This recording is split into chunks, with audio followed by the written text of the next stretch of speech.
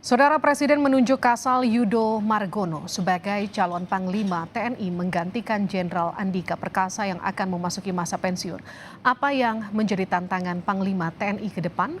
Kita akan membahasnya bersama dengan pengamat militer Koni Rahakudini. Selamat malam Bu Koni. Selamat malam. Kita juga akan sapa anggota Komisi 1 DPR fraksi Golkar, Dev Laksono. Tapi kita masih menunggu Pak Dev untuk terhubung bersama kita. Bu Koni, pertimbangan Presiden memilih Laksamana Yudo sebagai calon Panglima TNI, apakah pilihan terbaik saat ini? Pertama kita harus ucapkan selamat dan apresiasi kita setinggi-tingginya kepada Presiden, karena Presiden memenuhi janjinya di awal beliau memimpin negeri ini ketika menyatakan bahwa Indonesia harus menjadi negara poros maritim dunia dan harus mewujudkan nawacita. Ketika kita baca nawacita itu akan sangat jelas, di situ disampaikan bahwa kita harus punya kekuatan pertahanan di dua samudra. Tadi saat ini dibuka kan ada gambaran bagaimana global firepower tadi kan.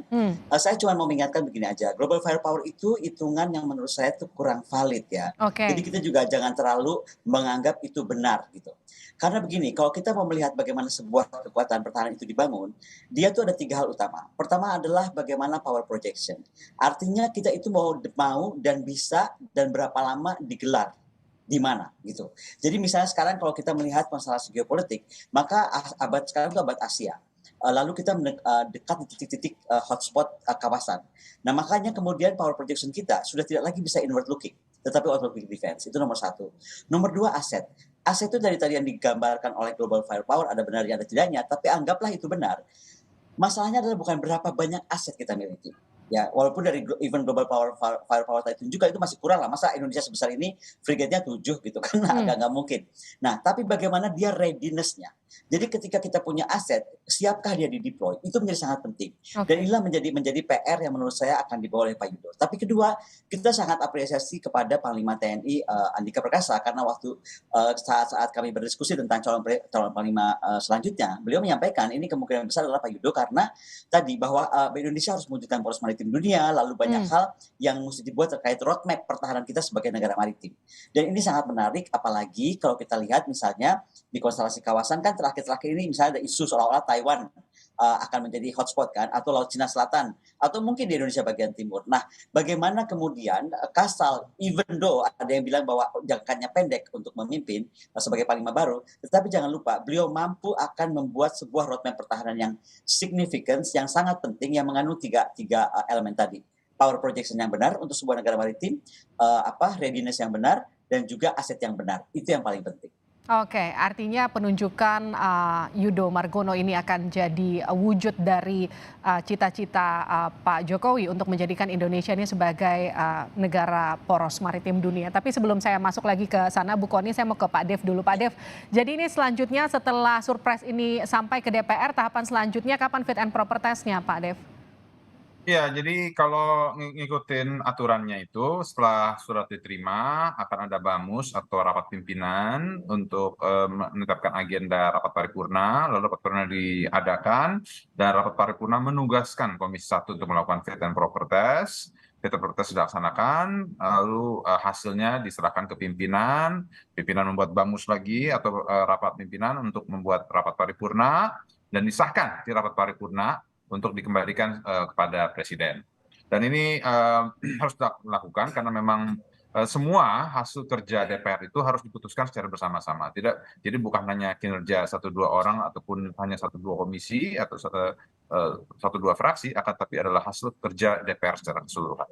Oke, setelah lolos fit and proper test, apa PR besar dari seorang Laksamana Yudo Margono oleh DPR Komisi 1? Ya, tentu banyak tugas-tugas Pak Yudo yang harus dikerjakan. Pertama ya harus sesuai dengan konsep Presiden untuk membangun tol laut, ya itu harus membangun kekuatan angkatan laut.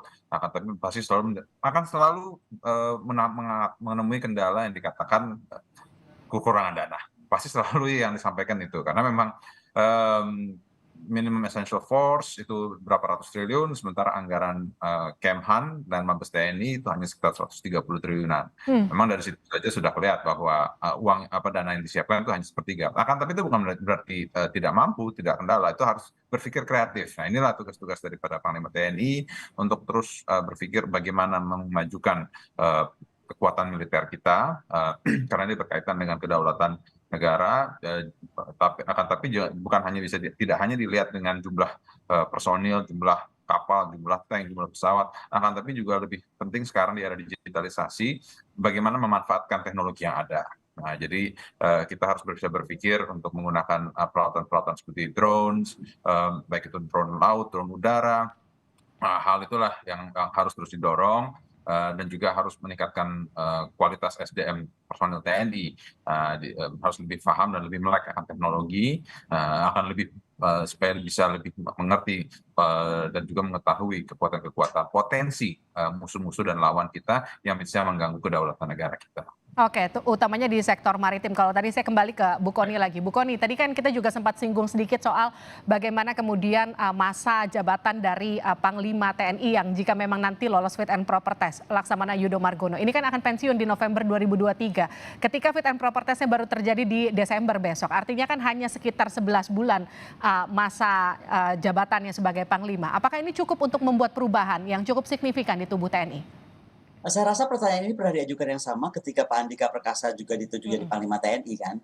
Jadi kita harus paham betul tentara itu lain cara bekerja dengan sipil.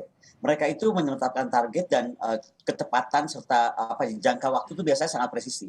Jadi kalau itu jangan dikhawatirkan. Tetapi sekali lagi kita berharap dalam waktu yang diberikan kepada Pak Yudo Margono sebagai Panglima baru, itu betul-betul yang saya harapkan adalah Indonesia betul-betul punya roadmap bagaimana sih mewujudkan sebuah kekuatan angkatan perang ya. Saya lebih menyatakan kita harus tidak angkatan perang karena tadi tantangan kita tuh tidak inward looking tetapi lebih ke outward looking defense. Dan bagaimana tadi kemampuan angkatan laut dilindungi oleh proyeksi udara yang disampaikan juga oleh Pak Dev Laksono tadi, bagaimana kemampuan dunia maya atau kemampuan drone dan lain-lain itu sangat perlu diaktifasi. Tapi yang paling penting adalah menghadapi tantangan ke depan ini yang paling kita harapkan diselesaikan oleh Panglima baru kita adalah bagaimana network centric operations itu bisa diwujudkan dalam 3 matra ini. Kalau dalam bahasa Indonesia itu disebut kemampuan 3 matra terpadu. Jadi ada komunikasi antara darat, laut, udara ketika bergerak bersama untuk menghadapi musuh dan ancaman. Itu menjadi sangat penting. Yang kedua adalah isu bagaimana tentang kemampuan cyber ya. Karena saya juga melihat tantangan kita bisa lihatlah. Saya selalu beranggapan itu pada yang terburuk ya. Misalnya Rusia bisa di-attack dengan beragam sanksi dan juga dipermainkan secara dunia cybernya. Nah, mungkin kita harus lihat bagaimana Amerika melakukan kekuatan cybernya, bagaimana Cina melakukan itu. Kita mungkin mesti juga ke sana, yaitu ada di angkatan udara sebenarnya. Jadi ini agak membingungkan. Tapi kalau saya pikir, kalau memang kita membangun sebuah network centric operations yang betul-betul kita harapkan, maka sebenarnya kekuatan cyber yang mumpuni, yang letal ya, yang mampu attack itu harus ada di angkatan udara, bukan dimanapun juga. Karena itulah sebenarnya sebuah angkatan bersenjata itu normalnya berlaku. Karena sekarang ancaman yang tidak terlihat itu lebih mengerikan daripada ancaman yang terlihat. Tantangan perang masa depan. Baik, Bu Kony, kalau ini kembali lagi yang tadi, kalau Pak Andika dulu ketika masa jabatannya kurang dari setahun tapi tidak mendekati masa pemilu, ini beda dengan nanti Pak Yudo ketika beliau pensiun di 2023 bulan November, 4 bulan kemudian kita akan masuk masa pemilu 2024, pemilu serentak, pemilu yang persiapannya akan sangat luar biasa, perhelatan pertama di Indonesia. Pemilu kan Februari. Ya, cuma maksudnya gini, artinya tugas Jokowi untuk kembali memilih Panglima TNI lagi itu akan jadi PR. Kalau menurut Bu Kony, siapa yang paling berpeluang? Kalau bukan nama, tapi apakah matra mana yang paling berpeluang? Dan apakah justru mungkin Presiden justru akan memperpanjang masa jabatan hingga Pilpres 2024 usai? Mana yang kemudian paling mungkin? Saya sih nggak tahu ya, Mbak. Tapi kalau saya perhatikan, kita itu punya kebiasaan kalau walaupun ini tidak berarti benar ya, kebiasaan seolah-olah ada keyakinan bahwa jika terjadi pilpres itu harus panglimanya itu darat. Nah, tetapi kan itu nggak selalu benar juga. Kita bisa lihat kemarin kan tidak harus darat gitu. Nah, jadi saya nggak tahu dan saya tidak punya hak untuk menyatakan siapa. Even DPR mungkin juga nggak bisa mengatakan itu siapa. Tapi yang pasti adalah di 3 di antara kepala staf baru gitu. Ini pasti karena kan ketika ketika Pak Yudo menjadi Panglima, Angkatan Laut akan diisi kepala staf Angkatan Laut baru. Dan saya rasa di Angkatan Darat juga ada pergeseran.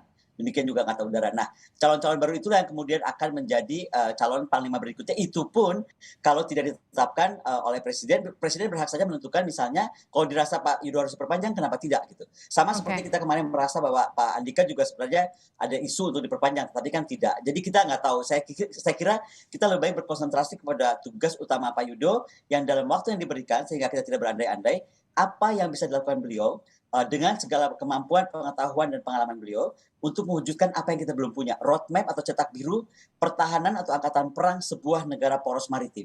Itu PR kita selama 8 tahun ini yang harus saya kira diselesaikan oleh Pak Presiden. Dan itu kenapa Pak Presiden dengan percaya diri hanya menetapkan satu nama, Pak Yudo Margono, dan tidak 2 nama dicalonkan ke DPR. Oke, kalau soal pensiun ini apakah kemudian juga jadi perhatian DPR, Pak Dev?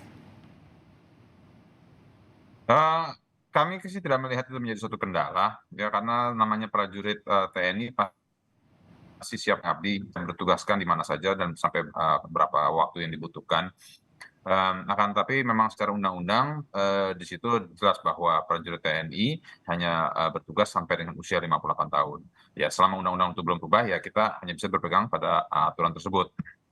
Nah, selebihnya gimana ya kita lihat perkembangan.